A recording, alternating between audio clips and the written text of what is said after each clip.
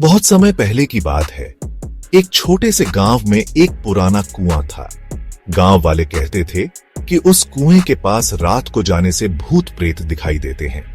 सभी लोग उस कुएं के पास से गुजरने से डरते थे। लेकिन एक दिन गांव में एक युवक अर्जुन आया जो डरने वालों में से नहीं था। अर्जुन ने ठान लिया कि वह उस कुएं के रहस्य को जानकर रहेगा। एक रात अर्जुन अकेला कुएं के पास गया। जैसे ही वह कुएं के पास पहुंचा, हवा की आवाजें और घने अंधेरे ने उसे घेर लिया। अचानक उसे कुएं के अंदर से अजीब सी आवाजें सुनाई देने लगीं। अर्जुन ने साहस जुटाकर कुएं के किनारे झांका और देखा कि वहां एक पुरानी औरत खड़ी थी जो उसे घूर रही थी। तुम यहाँ क्या करने आए हो युवक? मैं यह जानने आया हूँ कि तुम कौन हो और क्यों यहाँ हो।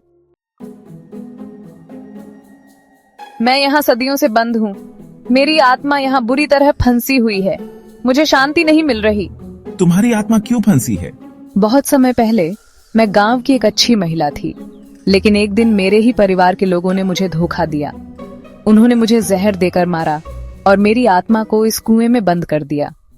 तब से मैं यहाँ फंसी हूँ। अर्जुन ने सुना और उसका दिल द्रवित हो गया।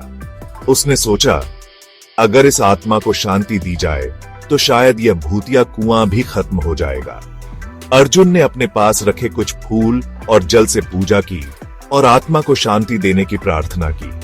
अर्जुन की प्रार्थना रंग लाई। जैसे ही उसने अपनी प्रार्थना पूरी की, औरत की आत्मा ने उसे धन्यवाद कहा और धीरे धीरे कुएं में घुसी धुआं बनकर गायब हो गई। उस रात के बाद कुएं का रहस्य खत्म हो गया। गांव में कोई भूत प्रेत नहीं दिखे और लोग फिर से शांति से रहने लगे। अर्जुन ने सभी को बताया कि आत्मा को शांति देने से वह मुक्त हो गई और अब कोई डर नहीं था। तब से उस कुएं को लोग शांति कुआं के नाम से जानते थे।